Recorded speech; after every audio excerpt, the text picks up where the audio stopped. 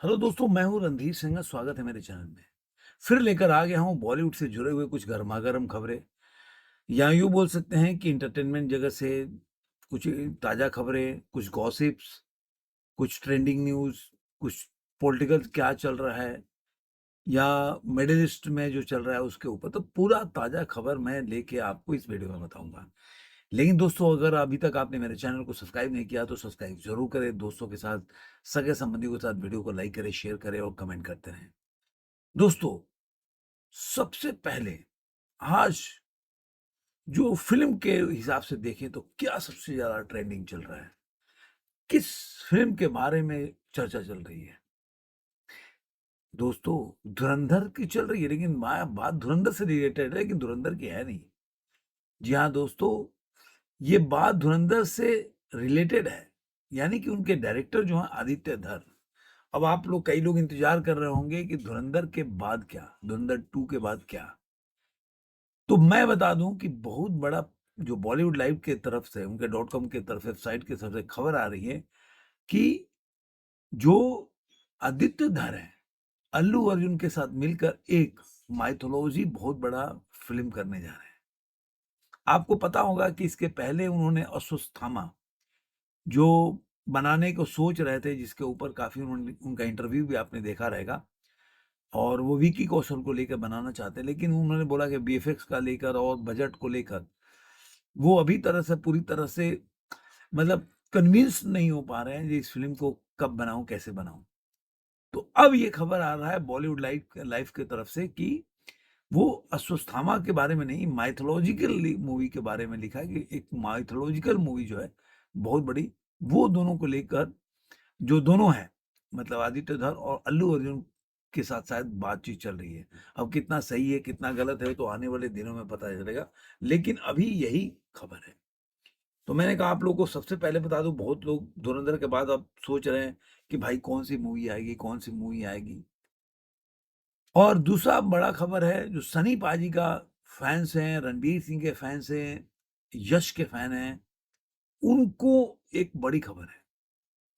पहले तो बता दूं कि आपको पता होगा कि 27 जो मार्च रामनवमी का दिन था, भगवान श्री राम का, और उस दिन ऐसा खबर आ रहा था कि कोई ना कोई ग्लिम्पस को है, रामायण को जो पार्ट 1 है उसका टीजर या ग्लिम्पस रिलीज करेंगे, लेकिन ऐसा हुआ नहीं।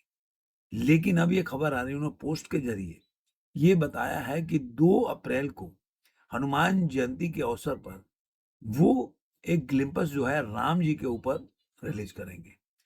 अब राम जी के ऊपर हनुमान जी के समय ग्लिम्पस रिलीज कराना थोड़ा सा लग रहा है, लेकिन पता नहीं, हो सकता है तैयारी उनकी पूरी ना हो, टाइम लग रहा हो, उसकी वजह से ये इन्होंने 2 अप्रैल का डेट चुना हो। तो देखते हैं क्या होता है। और इसी से खबर है कि अमेरिका से इसके प्रमोशन जो है उसको शुरू करेंगे अमेरिका से। बहुत बड़ा, मतलब इसके ऊपर मार्केटिंग चल रही है। देखा जाए तो क्योंकि आजकल देखते हैं साउथ, जो नॉर्थ अमेरिका है, वहां पे इंडियन पिक्चर काफी धुआंधार, और अभी जो धुरंधर है, देखा है तो पूरे वर्ल्ड ओवरसीज में करीब करीब 325 के आसपास कलेक्शन कर चुकी है, मतलब अभी 10वें दिन तक। तो एक देखेंगे तो ओवरसीज के मार्केट में इंडियन फिल्म का जलवा चल रहा है।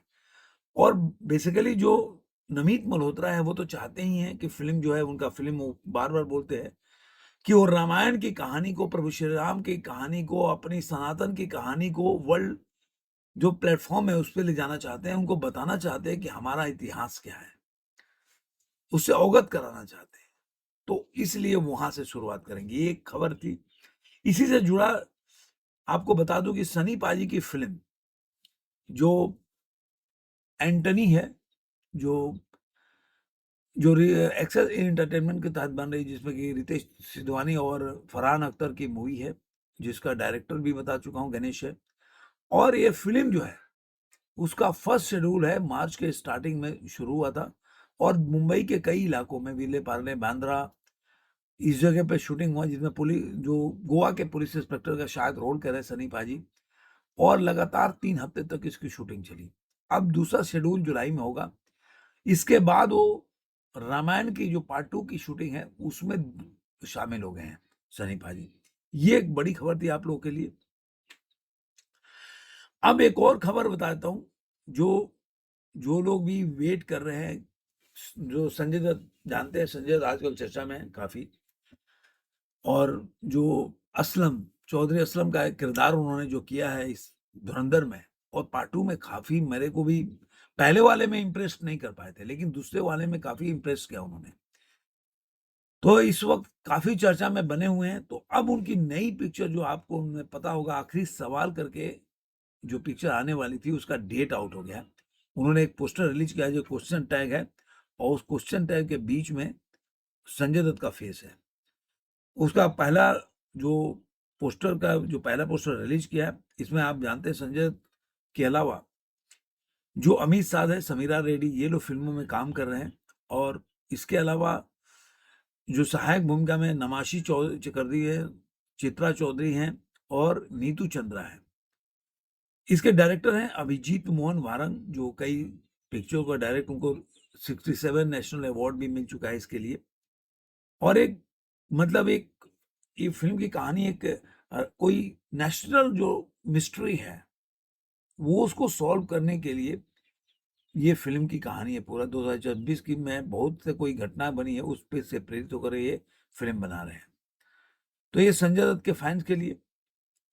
उसके बाद धुरंधर का बॉक्स ऑफिस कलेक्शन आप लोगों को बता देता हूँ। धुरंधर का बॉक्स ऑफिस का कलेक्शन क्या चल रहा है। तो आज 11वां दिन है और अभी तक का देखेंगे 11वें दिन के लिए जो इसका एडवांस बुकिंग हुआ है वो 42 करोड़ 94 लाख का एडवांस बुकिंग है। ग्रॉस में 47 करोड़ के 16 लाख।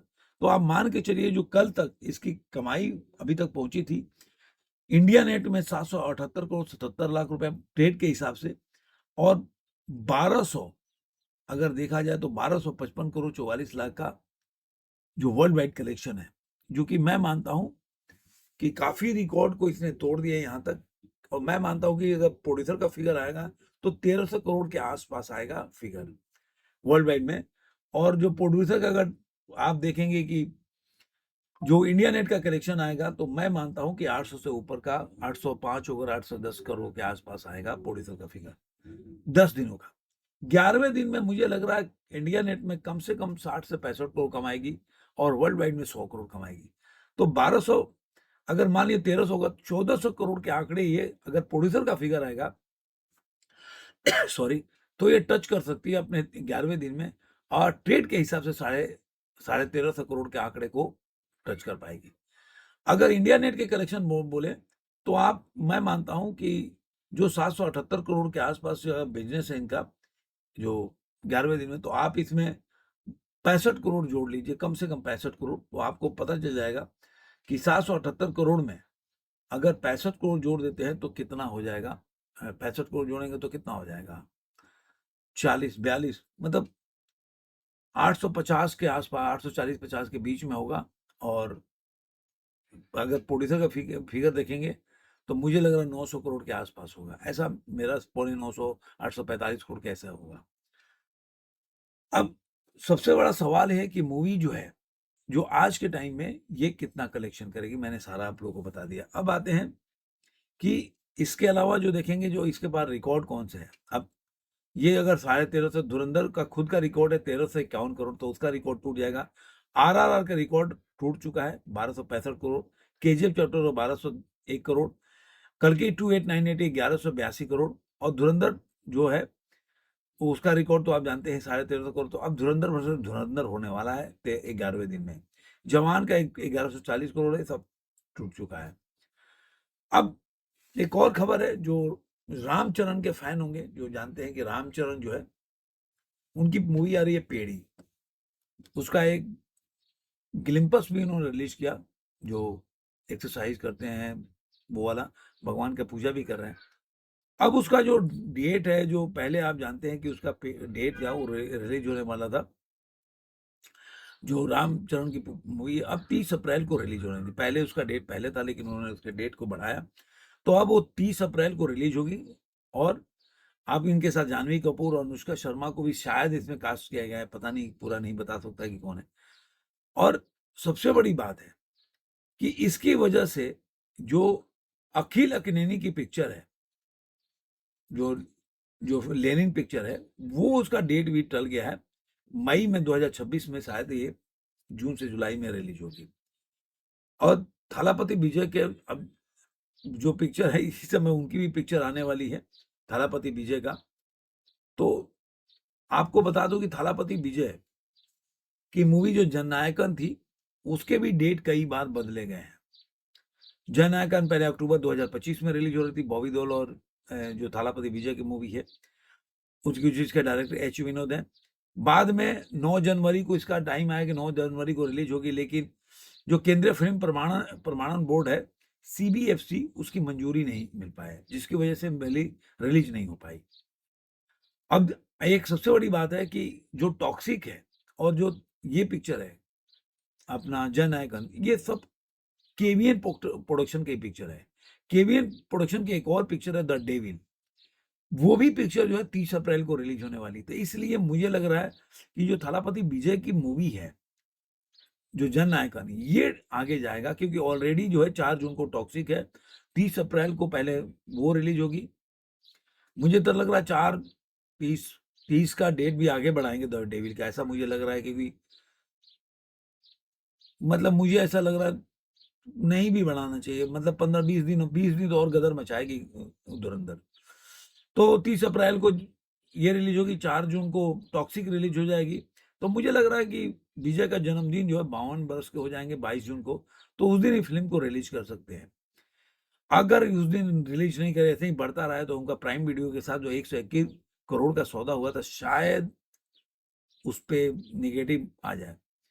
तो देखते हैं अभी क्या होगा। अभी इसमें कहानी क्या है कि एक जो पुलिस अधिकारी का रोल कर रहे हैं, जो पूर्व पुलिस अधिकारी के बाद में अपराधी बन जाता है, और बीजी नाम की एक छोटी लड़की को गोद ले लेता है और उसे आत्मनिर्भर बनाने का कोशिश करता है। जैसे मुझे लग रहा है कि कुछ मिलता जुलता ये कहानी किंग का भी है, ऐसे ही है कुछ। ये फिल्म जो भगवत केसरी का रीमेक है, जो कि नंदमुरी बालाकृष्णन ने अभिनय किया था, ऐसा बताया जाता है, जिसमें पूजा हेगड़े, बॉबी देओल, ममिता बैजू और गौतम वासुदेव काम कर रहे। 300 करोड़ के बजट की पिक्चर है। तो मैंने एक और चीज बताया आपको केवीएन प्रोडक्शन के बारे में कि ये पिक्चर भी रामचरण का भी है, तो उसकी वजह से ये मुझे लग रहा है कि थोड़ा ये भी पिक्चर आ रही है और जननायकन भी आएगी। तो देखते हैं कि कौन कितना। अभी 30 अप्रैल को ये रिलीज होगी, तो अभी लेनिन भी आ रही है, तो देखते हैं क्या होता है इसमें। अब एक और खबर है कि अब धुरंधर पे बहुत मेल्टडाउन हो रहा है, तो इसमें ओवैसी साहब भी शामिल हो गए अभी। तो ओवैसी ने कहा, जो उनसे पूछा गया धुरंधर के बारे में, तो उसके उन्होंने बोला अभी, क्या ये एक फिल्म है? मेरे पास किसी को 3 घंटे देखने का समय नहीं है। मुझे लगता है कि लोगों को मुझे 1 घंटे सुनना चाहिए, 3 घंटे बकवास। इसमें गाली गलौज के अलावा क्या है? हिंसा को बढ़ावा दो, 3 घंटे बाद तुम सोच कर बाहर आ जाते हो कि इस मुसलमान को गाली दो या नहीं। अब उसे देखने के बाद तुम क्या करोगे? कौन देखेगा? ये पूरी फिल्म जो है, जो हम हैदराबादी कहते हैं कि प्यारे इन छायाओं को दिल पर मत लो, गुड़ लो। तो हम गुड़ पर लेकर छोड़ देते हैं, इसका मतलब है प्रॉब्लम यह है कि ये सब बकवास है।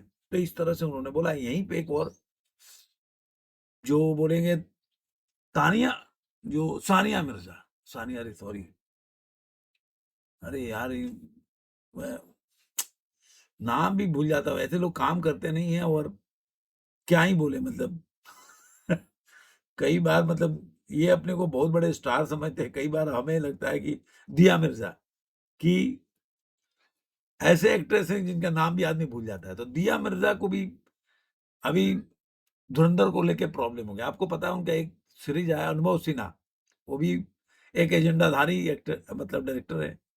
वो फिल्म लेके आए, ऐसी सीरीज लेके आए, IIC वो 814 पे, जिसमें उन्होंने दिखाया कि सब मानवता है, ह्यूमैनिटी दिखाया है, चाहे आतंकवादी हो, चाहे जिस ये लोग पढ़े हैं, सबके ह्यूमैनिटी ग्राउंड पे उन्होंने बनाया।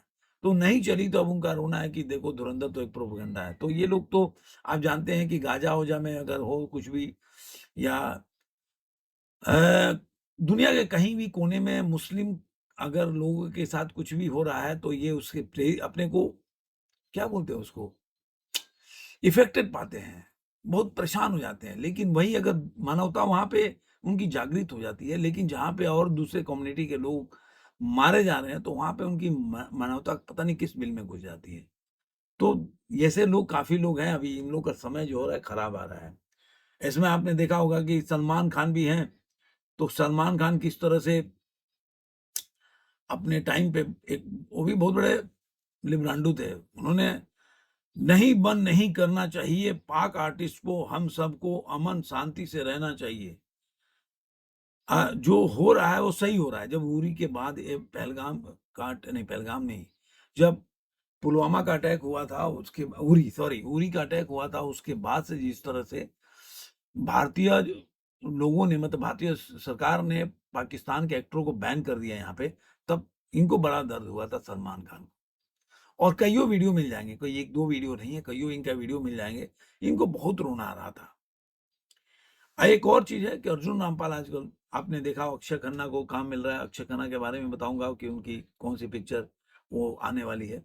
आपने मैंने संजय दत्त के बारे में बताया। अब अर्जुन रामपाल जो है धुरंधर द रिवेंज के बाद वो एक और प्रोजेक्ट को साइन किया है। अमेजन एमएक्स प्लेयर के साथ एक नया वेब प्रोजेक्ट साइन किया है। विलिनियर नाम की एक ओरिजिनल सीरीज की घोषणा की गई है। और देखा जाए तो निर्देशन जो इसे कर रहे हंसल मेहता और रॉबी गिरवाल ने किया। पटकथा जो है वो अनुभव चोपड़ा की है, शांतनु सागर ने लिखी है। अब बिलियनर एक शक्तिशाली व्यवसायी की कहानी है जो एक विशाल साम्राज्य का खड़ा करता है। यह कहानी तेजी से बदलते भारत में महत्वाकांक्षा, प्रभाव और सफलता की कीमत पर केंद्रित है। जैसे जैसे किरदार का उत्थान होता है, परिस्थितियां बिगड़ने लगती है, जो व्यक्तिगत और व्यावसायिक परिणामों को संकेत देती है। यह कथा इस बात को बताती है। तो उनके भी लाइफ में अच्छा ही है। इसके बाद जो मैं इंतजार कर रहा था कि भाई किंग पे क्या अपडेट है, किंग पे क्या अपडेट है। किंग साहब पर बहुत परेशान है। और किंग के दोस्त भी आमिर खान, वो भी उनसे पूछा गया धुरंधर कैसी मूवी है तो बहुत ही नाराज से दिखे वो। काफी परेशान चल रहे लोग। तो किंग की शूटिंग के बाद जो है अभिषेक बच्चन भी काफी लाइन है, वो सोच रहे हैं कि मेरा बॉबी देओल और अक्षय खन्ना की तरह मेरी भी एज ए निगेटिव कैरेक्टर में ही वापसी हो जाए। लेकिन मैं कभी भी अभिषेक बच्चन को एक एक्टर नहीं मानता कभी भी। बॉबी देओल को भी मैं उतना बड़ा मतलब बहुत अच्छा एक्टर नहीं मानता जो सनी पाजी में है वो। लेकिन फिर भी बॉबी देओल काफी अच्छे एक्टर हैं। अगर इनसे तुलना किया जाए तो एक अच्छे एक्टर हैं। लेकिन बहुत बड़े मैं बॉबी देओल को एक्टर नहीं मानता बहुत अच्छा। तो अब अभिषेक बच्चन को तो मुझे लगता है कि इनको एक्टिंग तो मुझे कोई वो एक आई थी इनकी पिक्चर कौन सी था, और यार नाम भूल रहा हूँ उसका, साउथ के फिल्मों का रीमेक था। इनकी पिक्चर हिट पिक्चर थी वो पिक्चर में इन एक होता ना कि मैंने बोला ना महानता थोपी जाती है। पिक्चर अच्छी थी, चली युवा। लेकिन उस पिक्चर में मुझे ऐसा नहीं लगा कि इन्होंने जबरदस्त एक्टिंग किया हो। या हाँ, वो बोल सकते हैं कि जो धीरू भाई अंबानी के ऊपर पिक्चर बनी थी उसमें इन्होंने ठीक काम किया था।